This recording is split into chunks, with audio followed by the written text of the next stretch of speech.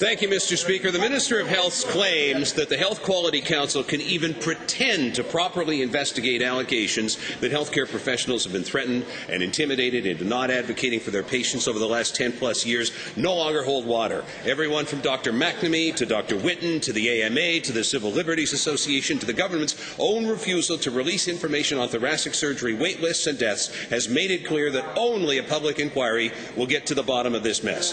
Does the Minister of Health actually think that refusal is going to make this thing go away? The Honourable Minister.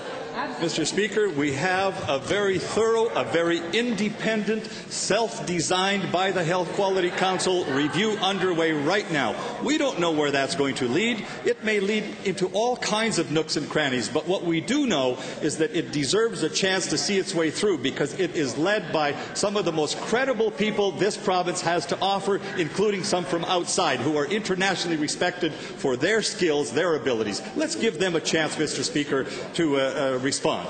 The Honourable Member. Well, to the same minister, if we can even assume for a moment that his government already looks real bad in the eyes of the public, even though none of these allegations are substantiated, why wouldn't he want the opportunity that only a public inquiry will now give for his government to clear its own name?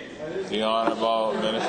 Mr. Speaker, this isn't about clearing anyone's name. This is about getting to the bottom of some allegations that were made in this very House, which the Health Quality Council will explore to the fullest. They're going to get to the bottom, I'm sure, of issues pertaining to cancer wait lists, and if there was an impact of any negative nature on people's health, they're going to get to the bottom of emergency room wait lists, which, if any, led to unfortunate consequences, and even the AMA has supported both of those. Let's give that a chance to conclude. The Honourable Member. So, Mr. Speaker, given this mounting body of circumstantial evidence, how bad does this have to smell before the minister admits it's fishy enough to call a public inquiry?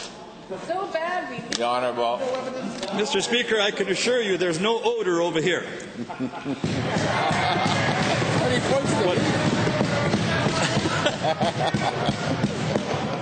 What I can assure you, however, is that excellent care is being given, excellent outcomes are being received, and in response to the issue about lung cancer, can I just remind people that Albertans today have the lowest risk of dying from lung cancer anywhere in Canada. Why? Because of outstanding care here, and more of it is on the way. More oncologists are coming, more Albertans are coming, over 800 new doctors in the last 3 years alone. Fantastic.